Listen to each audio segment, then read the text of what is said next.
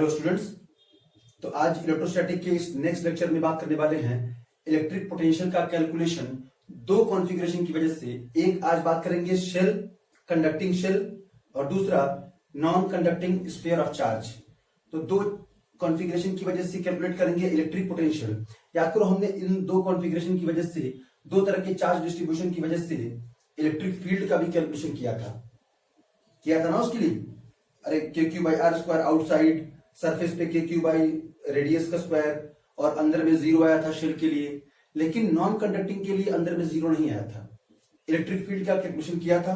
और मैं शुरू से बोलता आ रहा हूं, इलेक्ट्रिक फील्ड और इलेक्ट्रिक पोटेंशियल ऐसे दो जुड़वा भाई हैं जो साथ साथ अगर नहीं चले तो किसी भी कॉम्पिटिटिव लेवल का एग्जाम हो, चाहे बोर्ड लेवल का एग्जाम हो, आपको मुश्किल खड़ी कर देंगे आने वाले सवालों में। सो आपको ये दोनों ही चीजें, दोनों के कंसेप्ट यानी दोनों के बेसिक्स बिल्कुल क्लियर होने चाहिए। तो चलो कैलकुलेट करना शुरू करते हैं। आज का हमारा टॉपिक है electric potential due to a shell. Conducting shell है, और कंडक्टिंग शेल की प्रॉपर्टी क्या होती है कि जब उन्हें हम चार्ज देते हैं तो कहां पे चार्ज रहते हैं? कंडक्टर के सरफेस के ऊपर। तो मान लो एक कंडक्टिंग शेल है, एक ऐसे शेल के बारे में हम और सारी चर्चाएं करेंगे। शेल की वजह से पोटेंशियल, कॉन्सेंट्रिक शेल की वजह से पोटेंशियल, तब और आपको क्लियर होगा कि शेल की बेसिकली दो सरफेस होती है। लेकिन चूंकि हमें यहां पर जरूरत नहीं है दो सरफेस की, वैसे देखा जाए तो शेल की एक अंदर वाली सरफेस होती है और एक बाहर वाली सरफेस होती है।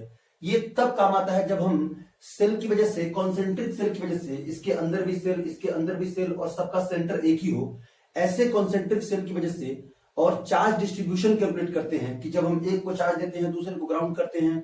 सो ये एक लंबी चर्चा है, और आगे के टॉपिक्स में, आगे के डिस्कशन में हम इस पर भी चर्चा करेंगे कि कैसे चार्ज डिस्ट्रीब्यूट होता है, कैसे कॉन्सेंट्रिक सेल्स का पोटेंशियल कैलकुलेट करते हैं, एक को ग्राउंड करते हैं, दो को ग्राउंड करते हैं, इन सब पर आगे बात करेंगे। लेकिन चूंकि हमें यहां पर केवल एक ही सरफेस से मतलब है, हम जानते हैं कि जब भी हम इसको चार्ज देंगे, इस शेल को, इस कंडक्टिंग शेल को, जो कंडक्टर है, तो इस पर चार्ज कहां पे रुक जाएगा?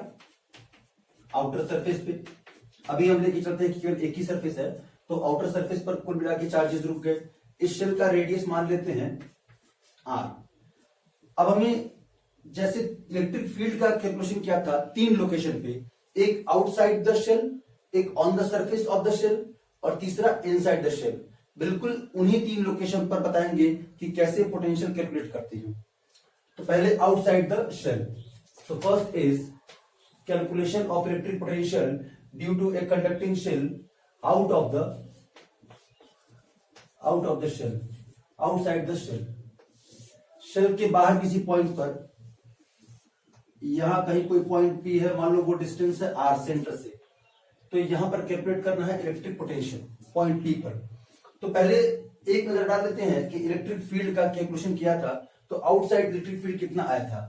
सो आउटसाइड इलेक्ट्रिक फील्ड आया था KQ by R square, surface पर आया था, सरफेस पर KQ बाई आर स्क्वायर, और इनसाइड आया था जीरो। शेल के अंदर कोई चार्ज रहता ही नहीं, कंडक्टर है, तो जब अंदर कोई चार्ज नहीं है तो अंदर चार्ज नहीं है तो फील्ड कौन बनाएगा?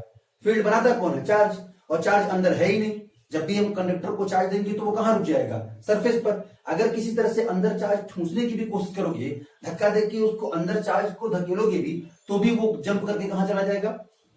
सरफेस पर, बाहरी सरफेस पे। सो अंदर में कोई चार्ज न रहने की वजह से अंदर में फील्ड कितना था? जीरो। सरफेस पर कितना था? KQ बाई आर स्क्वायर, और outside KQ by small R square, ये आर। अब ये हमें पता है कि इलेक्ट्रिक पोटेंशियल का इलेक्ट्रिक फील्ड के साथ क्या रिश्ता है। नेगेटिव साइन के साथ integral E into D R vector, और ये दोनों डॉट प्रोडक्ट होते हैं। अब इनको अगर पूरा एक्सप्लेन करें तो E D R cos theta, theta किसके बीच में? डी आर और E के बीच में। E का डायरेक्शन भी यही, रेडियली आउटवर्ड देखा जाए तो। ये इनसे लाइंस जो निकलती हैं, एक छोटा सा डायग्राम बना के मैं क्लियर कर देता हूं।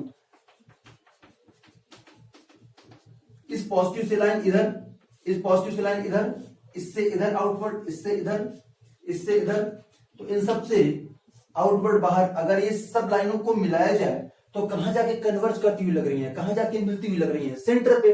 सो ऐसा लगता है कि ये पूरे चार्जेस इस सरफेस पे ना होकर, ऐसा लगता है कि इनकी पूरी ताकत किसी एक जगह से है और उस एक जगह से डाइवर्ज हो रही है लाइंस। ऐसा महसूस होता है। फिजिक्स में ज्यादातर महसूस करने वाला ही सब्जेक्ट है, बहुत सारे टॉपिक तो आपको महसूस करके ही उसको सॉल्व करने होंगे। सो यहाँ भी ऐसा कुछ है कि ऐसा लग रहा है कि मानो ये पूरे चार्जेस इसके सरफेस पे ना हो करके और इन लाइनों को अगर अंदर की तरफ भेजा जाए तो सेंटर पे जाकर के ये सारी लाइनें मिलती होंगी। सो ये पूरा चार्ज सेंटर पर लोकेट हुआ लग रहा है। तो अगर पूरा चार्ज सेंटर पे है और इलेक्ट्रिक फील्ड का डायरेक्शन रेडियली आउटवर्ड है और यही dr वेक्टर भी है, तो dr वेक्टर और इलेक्ट्रिक फील्ड के बीच में एंगल कितना है? 0। सो ईडीआर कॉस थीटा की वैल्यू ईडीआर होगी, क्योंकि जब इसका मैग्नीट्यूड हम लिखेंगे और इस वेक्टर प्रोडक्ट को हटाएंगे, सॉरी डॉट प्रोडक्ट को, तो E magnitude of E magnitude of dr into cos theta, और थीटा क्या है? इन दोनों के बीच का एंगल, इन दोनों के बीच का एंगल क्या है? 0। सो ईडीआर हो जाएगा, कॉस 0 की वैल्यू 1 होती है। तो अब ई की वैल्यू लिख लेते हैं और उसे इंटीग्रेट कर लेते हैं। तो माइनस साइन ई की वैल्यू है K Q by R square, outside की बात हम कर रहे हैं, K Q by R square D R. अब इस के क्यू को बाहर निकाल लेते हैं, minus K Q integral 1 by R square D R. अब इसे इंटीग्रेट कर लें तो आ जाएगा आपका minus 1 by R. So minus 1 by R आएगा और माइनस साइन एक और बाहर है, तो फाइनल रिजल्ट आपका मिलेगा outside K Q by R. This is the small derivation of electric potential due to a conducting shell outside the conducting shell. कि आपको ये पता है कि इलेक्ट्रिक फील्ड यहाँ पे कितनी है। अगर इलेक्ट्रिक फील्ड पता है तो बस इलेक्ट्रिक फील्ड और इलेक्ट्रिक पोटेंशियल का रिलेशन आपको याद होना चाहिए। इलेक्ट्रिक फील्ड की वैल्यू यहाँ पे पुट किया, के क्यू बाई आर स्क्वायर, के और क्यू दोनों कांस्टेंट है तो इस इंटीग्रल से बाहर हो गए। अब 1 by R square D R का इंटीग्रल क्या होता है? माइनस 1 बाई आर, ये होता है। और माइनस एक अंदर इंटीग्रेशन करने के बाद आया और माइनस एक पहले से ही है इस रिलेशन की वजह से, तो ये माइनस और ये माइनस मिलकर के प्लस, के क्यू पहले से बाहर था और नीचे इंटीग्रल में क्या बच गया? इंटीग्रेशन करने के बाद 1 बाई आर, तो नीचे आर लिख दिया। So this is the electric potential due to a shell outside any point at the distance of R from the centre. अच्छा, अब इसके बाद सरफेस पे देख लेते हैं।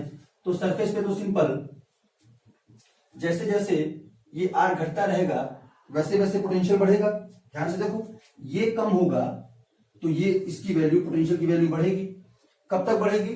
जब तक कि यहां नहीं पहुंच जाते। यहां से लेके सेंटर तक की दूरी क्या है? रेडियस। सो सरफेस पर सिंपल वी एस, सरफेस पर लिखा जाएगा के क्यू बाई आर। इसको ऐसे भी लिख सकते हो, when R is equal to capital R, और यहां पर लिख सकते हो इसको when R is greater than capital R. Small R की वैल्यू, इस वाले आर की वैल्यू इससे बड़ी है। ध्यान से देखो, इस वाले आर की वैल्यू, तो पहला केस जब लिखते हैं out of the shell, outside of the shell, so this is equivalent to, यानी इसको मैथमेटिकली लिखने का तरीका है अपना, small R is greater than capital R. Surface के लिए small R is equal to capital R, और inside any point small R is less than capital R. So अब कर लेते हैं इनसाइड एनी पॉइंट, तो इसे नोट डाउन कर लीजिए। उसके बाद करते हैं कि electric potential due to a conducting shell inside the conducting shell at any point.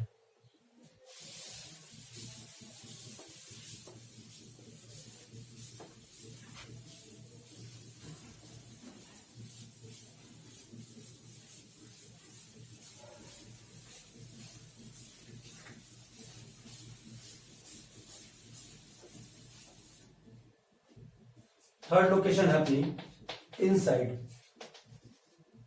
The shell. Shell के अंदर किसी पॉइंट पर, मान लो ये पॉइंट पी अंदर कहीं यहां पे आ गया और सेंटर से उसकी दूरी ये आर हो गई, तो इस वाले आर की वैल्यू अब इससे छोटी है, इससे कम हो गई। So small R is less than capital R. अब अंदर में पोटेंशियल, तो अंदर में इलेक्ट्रिक फील्ड कितना है? 0। और इलेक्ट्रिक फील्ड और इलेक्ट्रिक पोटेंशियल का कैलकुलेशन है minus D V by D R. Logically सोचो, पहले इसको लॉजिकल इसको देखते हैं। इलेक्ट्रिक पोटेंशियल का मतलब क्या होता है? इलेक्ट्रिक पोटेंशियल का मतलब होता है कि अगर इंफिनिटी से एक पॉइंट चार्ज को हम लेके आते हैं तो जितना वर्क करना पड़ता है उसको ले आने में इलेक्ट्रिक फील्ड के अंदर किसी पॉइंट पर, वही इलेक्ट्रिक पोटेंशियल है। अगर इंफिनिटी से पॉइंट पी तक ले आए तो हमें इतना वर्क करना पड़ा था, पहले लिखा था potential outside K Q by are, और इलेक्ट्रिक फील्ड के अंदर ले आए और पास ले आए इस शेल के और सरफेस पर ले आए तो मैक्सिमम वर्क करना पड़ा। लेकिन अंदर में तो फील्ड है ही नहीं, तो अंदर में कोई वर्क ही नहीं करना पड़ा। तो electric potential inside is equal to surface तक लाने में जितना वर्क करना पड़ा, यानी सरफेस तक का पोटेंशियल प्लस अंदर में कितना काम करना पड़ा। तो सिंपली अंदर में जो पोटेंशियल होगा वो इक्वल होगा सरफेस के पोटेंशियल के। जितना सरफेस है पोटेंशियल उतना ही अंदर पोटेंशियल, क्योंकि अंदर में और काम तो करना नहीं पड़ेगा। जितना काम करना था आपको इन्फिनिटी से उस चार्ज को, पॉइंट चार्ज को ले आने में, कहां तक, सरफेस तक, तभी तक आपको काम करना पड़ा था, क्योंकि तभी तक इलेक्ट्रिक फील्ड एग्जिस्ट कर रहा था। लेकिन अंदर में इलेक्ट्रिक फील्ड न होने की वजह से कोई काम नहीं करना पड़ेगा। फिर किसकी वजह से काम करेंगे, फील्ड तो है ही नहीं। सो अगर फील्ड नहीं है तो काम भी नहीं करना पड़ेगा, अगर कोई काम नहीं करना पड़ेगा तो पोटेंशियल राइज नहीं होगा, जीरो पोटेंशियल। सो अंदर का पोटेंशियल किसके इक्वल हो जाएगा, सरफेस की पोटेंशियल की। अब थोड़ा सा मैथमेटिकली इसको डिराइव भी कर लेते हैं कि minus DV by D R equal to E, और अंदर में इलेक्ट्रिक फील्ड कितना है, zero. So minus DV by D R is equal to zero. So minus DV by D R मतलब electric field, change in electric field with respect to distance is equal to zero. That is differentiation of electric field with respect to r is equal to zero. और किस चीज का differentiation zero होता है, अगर आपने basic differentiation पढ़ा होगा तो किसका डिफरेंशिएशन जीरो होता है, कांस्टेंट का। इसका मतलब ये वाला टर्म भी कांस्टेंट है, ये टर्म कांस्टेंट है, तो कांस्टेंट का ही D by D R zero होगा। So v is equal to constant, और इस कांस्टेंट टर्म की वैल्यू कितनी है, इनसाइड कितनी वैल्यू है, सरफेस पर, तो सरफेस पर कितनी वैल्यू निकाली थी हमने, के क्यू बाई आर। तो दो चीजें पता चली, एक अंदर में किसी भी पॉइंट का पोटेंशियल, कोई सा भी पॉइंट चूज करोगे, ये पॉइंट भी कहीं पे भी होगा, मतलब शेल के अंदर आप कहीं पे भी होंगे, तो उसकी, उस पॉइंट का पोटेंशियल सरफेस के पोटेंशियल के बराबर होगा। पहला इंफॉर्मेशन कि शेल के अंदर के किसी भी पॉइंट का पोटेंशियल सेल के सरफेस के पोटेंशियल के इक्वल होता है।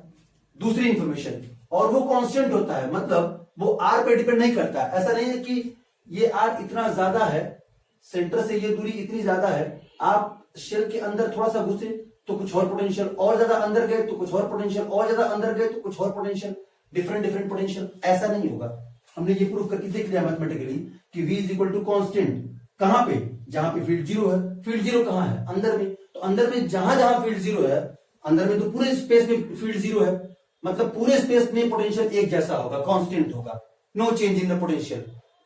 सो potential is equal to constant, और उस कांस्टेंट की वैल्यू क्या होगी, के क्यू बाई आर, और ये आर कांस्टेंट, ये क्यू कांस्टेंट, ये के कांस्टेंट, मतलब ये ओवरऑल पूरी वैल्यू ही कांस्टेंट होगी, और ये शेल के अंदर किसी भी पॉइंट पर एक जैसी ही मिलेगी, कहीं पर भी चेंज नहीं होगी। तो तीनों लोकेशन पर निकाल लिया कि आउटसाइड कितना है, K Q by are, surface पर कितना है, इस आर की वैल्यू कैपिटल आर के इक्वल, और इनसाइड कितना है, के क्यू बाई आर, इसी के इक्वल। अब इसके बेसिस पर एक छोटी सी चीज और ग्राफ प्लॉट कर लेते हैं, जो कभी कभार पूछा जाता है, डिस्टेंस वर्सेस पोटेंशियल। तो शुरुआत में सेंटर पर जब आर की वैल्यू जीरो है, यानी बिल्कुल सेंटर पर आओ यहां से, तो यहां पर भी तो फील्ड जीरो है, अंदर में किसी भी पॉइंट का पोटेंशियल सरफेस के इक्वल है, तो यहां का पोटेंशियल सरफेस पर मान लो मैक्सिमम यहां तक का पोटेंशियल है। ये कब तक रहेगा, जब तक आप आर पे नहीं पहुंच जाते, मतलब अंदर में पोटेंशियल सरफेस के पोटेंशियल के इक्वल होगा, दिस इज वी एस। इसके बाद जैसे ही आप सरफेस से बाहर जाएंगे, 1 बाई आर से वो घटना शुरू हो जाएगा, ग्राफ कुछ ऐसा मिलेगा। सो ये तीन चीजें आपको याद रखनी पड़ेंगी, आगे के सवालों के लिए भी, आगे के कंसेप्चुअल क्वेश्चन के लिए भी, ऑब्जेक्टिव क्वेश्चन के लिए भी, हर टाइप के क्वेश्चन के लिए ये तीनों रिजल्ट, स्पेशली ये रिजल्ट कि अंदर में शेल की वजह से अंदर में पोटेंशियल कांस्टेंट होता है, और उसकी वैल्यू सरफेस वाली वैल्यू के इक्वल होती है। और एक छोटा सा ग्राफ कि पूरे अंदर में पोटेंशियल, ये इनसाइड है, ये ऑन द सरफेस है, और ये आउटसाइड है। आउटसाइड वेरी कर रहा है पोटेंशियल इस रिलेशन को, तो जैसे जैसे आर इंक्रीज होगा, बढ़ेगा आर, पोटेंशियल घटेगा, ऐसे घटते घटते एक टाइम पे जीरो हो जाएगा जब आर टेंड्स टू इंफिनिटी होगा थियोरेटिकली। सो ये तीनों रिजल्ट आप याद रखेंगे। अब करते हैं potential due to a non conducting sphere of charge. इसके लिए भी हमने इलेक्ट्रिक फील्ड का कैलकुलेशन कर रखा है, तो पहले मैं यहां पर लिख दूंगा फील्ड की वैल्यू कितनी आई थी, उसके बाद उसी को इंटीग्रेट करके हम निकालेंगे इलेक्ट्रिक पोटेंशियल, क्योंकि वो ज्यादा आसान है। इलेक्ट्रिक पोटेंशियल का calculation with the help of electric field करना और ज्यादा आसान है।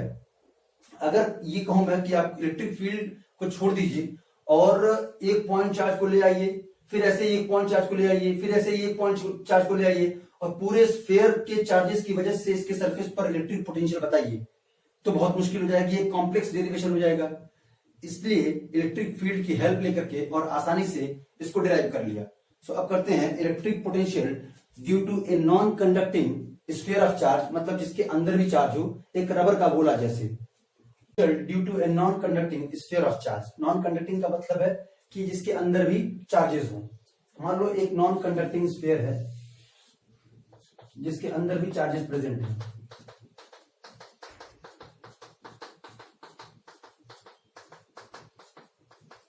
रेडियस वही है कैपिटल आर। अब इसकी वजह से हमें उन्हीं तीन लोकेशन पर इलेक्ट्रिक पोटेंशियल का कैलकुलेशन करना होगा, outside, on the surface, inside. अंदर में थोड़ा सा कैलकुलेशन थोड़ा सा टिपिकल होता है, बाकी आउटसाइड और ऑन द सरफेस तो वही था जो हमने पिछली बार अभी पहले वाले डेरिवेशन में शेल के लिए किया था। बहरहाल फील्ड में लिख देता हूं कि इसकी वजह से आउटसाइड फील्ड कितना होता है, ऑन द सरफेस कितना होता है और अंदर में फील्ड कितना होता है, क्योंकि इसकी वजह से अंदर में भी फील्ड होगा। ये ध्यान रहे कि due to non conducting sphere of charge, एक चार्ज स्फीयर की वजह से अंदर में भी फील्ड होगा। अगर अंदर में फील्ड होगा तो अंदर में भी पोटेंशियल चेंज होगा, और वो पोटेंशियल कितना होगा वो अभी हम कैलकुलेट करेंगे। तो पहले मैं फील्ड लिख देता हूं, on the surface, outside the surface, outside the sphere K Q by R square, surface पे K Q by R square, और अंदर में कितना होता है ये आपको याद होना चाहिए, K Q small R by R cube. ये तीन चीजें आपको याद होनी चाहिए। दो डेरिवेशन में नहीं करता कि इसकी वजह से पोटेंशियल कितना होगा, क्योंकि करने की जरूरत ही नहीं है। के क्यू बाई आर जो पहले शेल के लिए हुआ था, मतलब एज इट इज सेल के लिए जैसे आपने किया था वैसे ही इसके लिए भी कर देंगे, पूरा का पूरा वैसे ही छाप देंगे, कोई अंतर ही नहीं है एक नॉन कंडक्टिंग और एक शेल में आउटसाइड और सरफेस वाले डेरिवेशन के लिए। सो आउटसाइड किसी पॉइंट पर पोटेंशियल कितना होगा, तो K Q by are, surface पर कितना होगा, यही आर अब बन जाएगा कैपिटल आर। हमें करना है कैलकुलेशन इनसाइड, तो इनसाइड के लिए हम दो पार्ट में इलेक्ट्रिक फील्ड को इंटीग्रेट करेंगे। मान लो इनसाइड यहां से कोई पॉइंट पी है जो स्मॉल आर डिस्टेंस पर है, इस पॉइंट पी पर हमें करना है इलेक्ट्रिक पोटेंशियल का कैलकुलेशन। तो पहले हम चार्ज को इन्फिनिटी से सरफेस तक लेके आएंगे और देखेंगे इलेक्ट्रिक फील्ड यहां सरफेस पर कितना है, फिर लिमिट लगा करके और यहां से यानी कैपिटल आर से स्मॉल आर तक जाएंगे।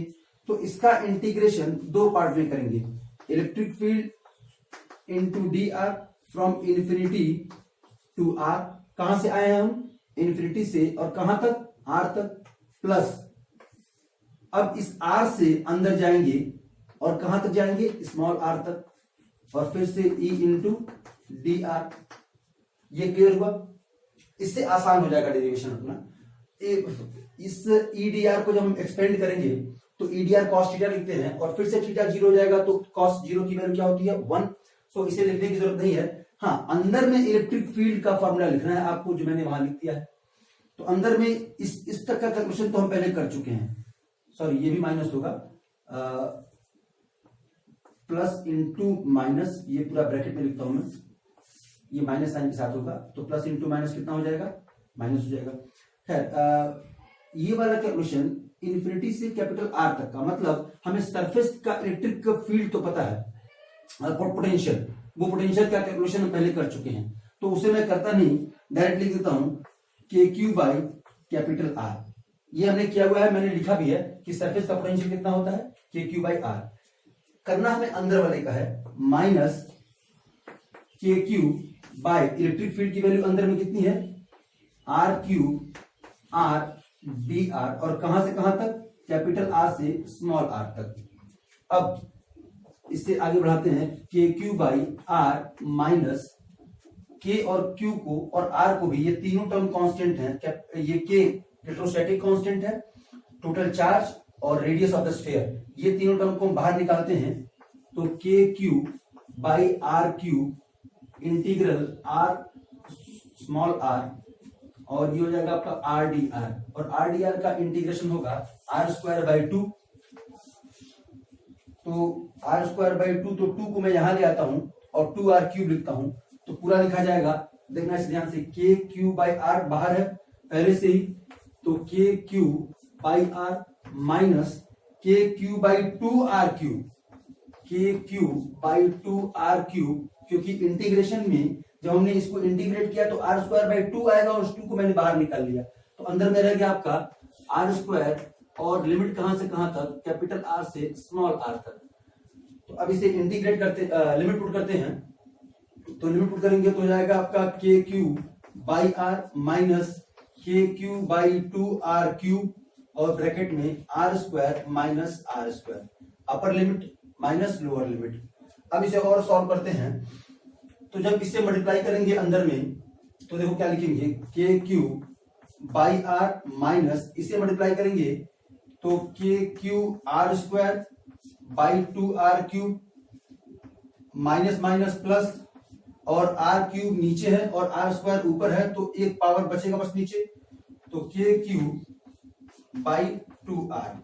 अब इसमें से के क्यू बाई आर अगर कॉमन ले लें, देखो यहाँ पे भी के क्यू बाई आर, इसमें भी के क्यू बाई आर मिल जाएगा आपको और इसमें भी के क्यू बाई आर है, तो तीनों टर्म में से अगर के क्यू बाई आर कॉमन ले लें तो अंदर में बच जाएगा आपका 1 माइनस के क्यू बाई एक आर बाहर आ गया, तो यहां हो गया आपका R square by two R square, sorry two R बच जाएगा, नहीं आर स्क्वायर, हाँ एक आर बाहर आया तो आर स्क्वायर और प्लस ये 1 और सॉरी 1 बाई टू, यहाँ 2 भी है, के क्यू बाई आर बस बाहर गया है, तो 1 और 1 बाई टू मिलकर कितना हो जाएगा 3 by two, 3 by two minus R square by two R square. तो इसे और आगे लिखते हैं, के क्यू बाई आर बाहर हमारा कॉमन है, ब्रैकेट में हो गया आपका 3 by two minus R square by two R square, ये हो गया आपका term K Q by R 3 by two minus R square by two R square. This is the expression for electric potential inside anywhere, अंदर में किसी point पर electric potential की value ये इतनी होती है, K Q by R 3 by two minus R square by two R square. अब इसमें एक स्पेशल चीज जो हमें पूछा जाता है वो की पॉइंट नोट कर लेते हैं कि अगर हम सेंटर पे जाएं तो सेंटर पे इलेक्ट्रिक पोटेंशियल की वैल्यू कितनी होती है। अगर इस सेंटर पर बात करें कि एक नॉन कंडक्टिंग स्फीयर के सेंटर पर जो जिसके अंदर भी चार्ज है उसके सेंटर पर पोटेंशियल कितना होता है, तो सेंटर के लिए आर की वैल्यू कितनी हो जाएगी, इस स्मॉल आर की वैल्यू 0, भैया आर कम होते होते 0 हो जाएगा तभी तो हम सेंटर पे पहुंचेंगे, और अगर सेंटर पे 0 हो जाएगा आर की वैल्यू, यहाँ पे आर की वैल्यू अगर 0 पुट करें तो ये पूरा टर्म गायब हो जाएगा, तो क्या बच जाएगा केवल 3 बाई टू के क्यू बाई आर। वैसे मैं ये एक्सप्रेशन पहले लिख देता हूँ कि अंदर में किसी पॉइंट पर जो पोटेंशियल होगा वो हो जाएगा आपका K Q by R 3 by two minus R square by two R square. This is the expression for electric potential inside the non conducting sphere of charge. अब सेंटर की बात चल रही थी, तो सेंटर के लिए इस आर की वैल्यू 0 रख दें तो 3 बाई टू, ये पोटेंशियल, ये तो सरफेस वाला पोटेंशियल है, ध्यान से देखो, ये इतना एक्सप्रेशन के क्यू बाई आर, ये तो वीएस है, मतलब सरफेस का पोटेंशियल है, इसका मतलब जो सेंटर पर पोटेंशियल लिखा जाएगा वो 3 by two times surface potential के इक्वल होता है। And this is very very important result, directly we can use in next section. आगे आने वाले सेक्शन में हम इसको डायरेक्टली यूज कर लेंगे कि एक नॉन कंडक्टिंग स्फीयर है तो उसके सेंटर पर पोटेंशियल उसके स्फीयर के पोटेंशियल का 3 बाई टू टाइम्स होता है, क्योंकि सेंटर पर जब आप जाएंगे तो इस स्मॉल आर की वैल्यू 0 लिखेंगे, जैसे ही इस स्मॉल आर की वैल्यू 0 हो जाएगी, यहां पर रख के देखो ये पूरा टर्म गायब, 3 बाई टू बच गया, और ये के क्यू बाई आर किसके इक्वल होता है, तो K Q by are surface के पोटेंशियल के इक्वल होता है, तो सरफेस के पोटेंशियल के 3 बाई टू टाइम्स होता है सेंटर का पोटेंशियल। तो ये हमने किया एक नॉन कंडक्टिंग स्फीयर के पोटेंशियल के लिए, बाहर के लिए किसी भी पॉइंट पर शेल के इक्वल, सरफेस तक आपको करने की जरूरत नहीं है, केवल इनसाइड एनीवेयर अंदर में किसी पॉइंट का पोटेंशियल ही पता करने के लिए थोड़ी सी मेहनत आपको करनी पड़ेगी, थोड़ा कैलकुलेशन करना पड़ेगा। अब इसका एक और चीज रह गया ग्राफ, तो वो ग्राफ आप खुद बनाएंगे, वो ग्राफ मैं आप पे छोड़ता हूं क्योंकि मैंने पिछला वाला ग्राफ बनाया था। तो आपको अगर ग्राफ बनाना समझ में आया है कि अंदर से कैसे पोटेंशियल वेरी कर रहा है सेंटर से लेके और सरफेस तक, फिर सरफेस से बाहर किसी पॉइंट पर, तो आप उसका ग्राफ प्लॉट करना खुद सीखिए।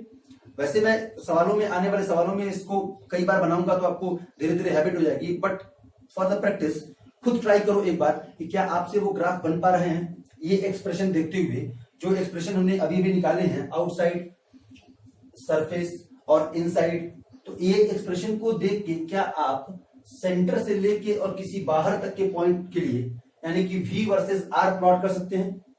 इंपॉर्टेंट है ये ग्राफ भी non conducting sphere of charge के लिए। सो ये एक्सप्रेशन हमने निकाल लिया कि inside anywhere KQ/R 3/2 minus R²/2R², R की वैल्यू 0 हो जाएगी तो हम पहुंच जाएंगे सेंटर पे, तो ये पूरी वैल्यू गायब हो जाएगी, तो 3/2 और ये KQ/R क्या होता है? सरफेस पर पोटेंशियल के इक्वल, तो 3/2 इंटू VS मतलब सरफेस का पोटेंशियल, तो सेंटर पर पोटेंशियल 3/2 टाइम्स सरफेस के पोटेंशियल के होता है। तो आप पहले ही 3/2 टाइम्स नीचे, 3/2 का मतलब 1.5, 1.5 गुना, सो इसके 1.5 गुने के बराबर होता है ये, जो भी सरफेस का पोटेंशियल होगा उसके 1.5 गुने के बराबर होता है सेंटर का पोटेंशियल। तो ये कुछ की पॉइंट्स याद रखिए, रिजल्ट्स याद रखिए, और मैंने पूरा डिराइव करके भी दिखा दिया, लेकिन ये डेरिवेशन सीबीएसई बोर्ड एग्जाम में पूछा नहीं जाता, मतलब उतना कॉमन क्वेश्चन नहीं है जितना शेल वाला है, डाइपोल के लिए है, पोटेंशियल का कैलकुलेशन, तो उतना कॉमन डेरिवेशन नहीं है ये। फिर भी कई सवालों में कई जगह पे यूज में आता है, और हमें कई बार इच्छा होती है कि भाई ये सोचते हैं कि कैसे डिराइव हुआ होगा, सो उसके लिए मैंने डिराइव कर दिया, कोई बहुत बड़ा डेरिवेशन नहीं था। तो आज हमने दो चीजों के लिए पोटेंशियल का कैलकुलेशन किया, शेल के लिए और नॉन कंडक्टिंग स्फीयर के लिए। ये दोनों डेरिवेशन आप ध्यान से समझ लीजिए और इसको लिख लीजिए, आने वाले सेक्शन के लिए ये इंपॉर्टेंट होंगे। सो अब मिलेंगे नेक्स्ट सेक्शन में, और अब इसके बाद कैपेसिटर का सेक्शन चालू करेंगे। अगर पोटेंशियल में कुछ छूटा होगा तो वो रह जाएगा और उसे भी ले लेंगे साथ में, प्लस एक चीज जो रह गई है इलेक्ट्रिक पोटेंशियल और इलेक्ट्रिक फील्ड के ऊपर न्यूमेरिकल प्रॉब्लम्स।